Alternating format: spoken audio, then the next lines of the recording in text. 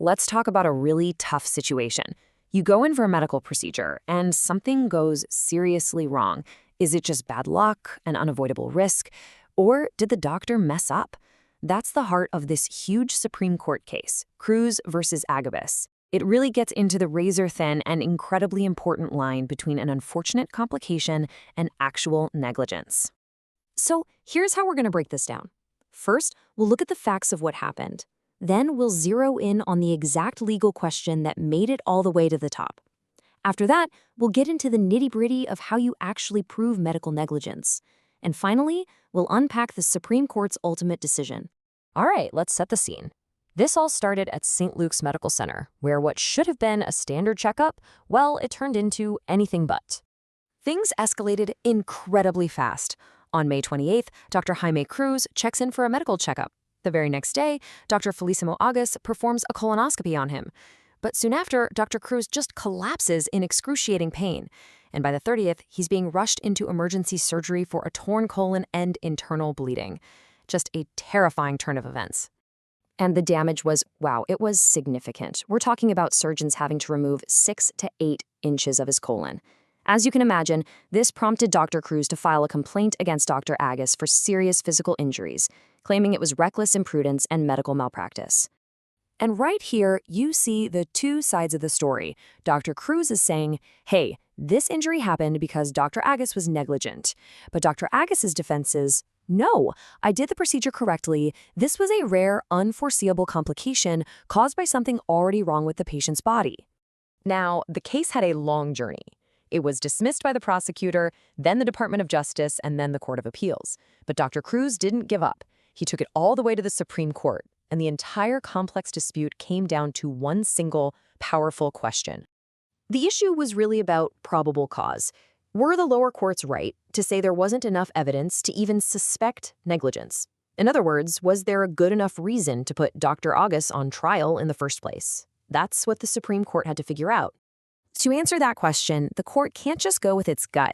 It has to apply some very specific legal tests and doctrines. So let's dig into how the law actually defines medical negligence and, more importantly, how you prove it. Okay, so if you're going to prove medical negligence, the law sets a pretty high bar. You have to establish 4 distinct elements, no exceptions. 1, there was a duty of care. 2, the doctor breached that duty. 3, the patient suffered an injury. And 4, this is the clincher, you have to prove the doctor's breach was the direct cause of that injury. You got to hit all 4 or the case falls apart. What this all means is that the pressure, the burden of proof, was completely on Dr. Cruz. It wasn't enough to just say, I got hurt. He had to point to the exact thing Dr. Agas did, or failed to do, that another competent doctor wouldn't have. He needed to find that specific, careless moment. But what if you can't find that specific moment? What if you just know that something this bad shouldn't have happened? Well, the law has a fascinating tool for situations like that. It's a Latin phrase, res ipsa loquitur, and it literally means the thing speaks for itself. This is exactly what Dr. Cruz's lawyers argued. They said, look, a person's colon doesn't just tear during a routine colonoscopy. That kind of injury screams negligence. They were arguing that the injury itself was the proof. The thing was speaking for itself. Okay, so we've got the facts, and we've got the legal frameworks. So how did the Supreme Court put it all together to reach its final ruling? Let's get into their reasoning. This was the pivotal question. Absolutely everything hinged on this. If the court said yes, res ipsa loquitur applies, then the tables would turn.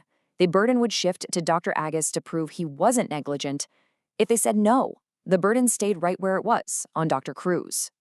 And the court's answer was a clear and firm no. They basically said, look, this isn't like a surgeon leaving a sponge inside a patient. That's obvious to anyone. But understanding why the outer wall of a colon tears during an internal exam, that's highly technical. It's not something a regular person, a layman, can just look at and say, yep, that's negligence. It requires expert medical knowledge. Now, this is fascinating. This quote right here is the heart of Dr. Agas's defense, and the court found it really compelling. He explained that the tear likely happened because of something called interloop adhesions, basically internal scar tissue that made the colon twisted and stuck together. And he argued this was a pre-existing condition, totally invisible from the outside and completely out of his control.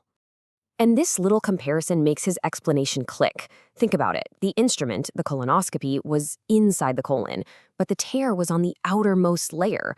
The court recognized that for the scope to have directly caused that tear on the outside, it would have had to puncture all the way through the colon wall, which it didn't. This detail made his explanation plausible.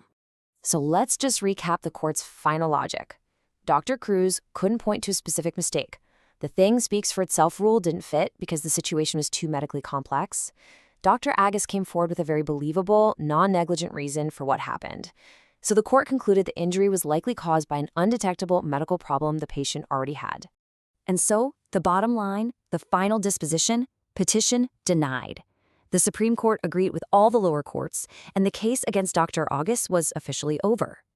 You know, this case really leaves you thinking. It shows just how high the legal bar is for proving medical negligence, and it highlights this constant struggle the law has with the risks that are just part of medicine.